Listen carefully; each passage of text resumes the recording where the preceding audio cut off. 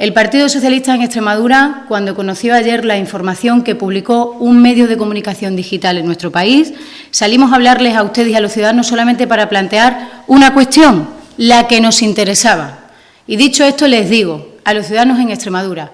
que al Partido Socialista no nos interesa en absoluto la vida privada del señor Monago ni de ningún regidor público, porque no estamos en la política para eso y sí estamos en la política para arreglar e intentar arreglar los problemas de los ciudadanos y en esta tierra para mostrar una alternativa a las políticas que se están poniendo en marcha en Extremadura. Por eso ayer solo planteábamos una cuestión respecto de esa información que conocíamos y la cuestión hoy se la repetimos. ¿Qué actividad política y parlamentaria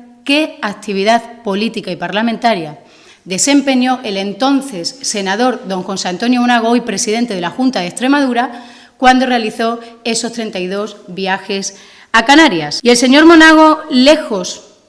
de explicar hoy la actividad política y parlamentaria, se ha presentado como una víctima ante los ciudadanos extremeños y ante los ciudadanos de este país. Ha perdido una gran oportunidad el señor Monago para explicar qué actividad política y parlamentaria fue la que desempeñó cuando viajaba al Senado. Se ha presentado como una víctima y, mire, señor Monago,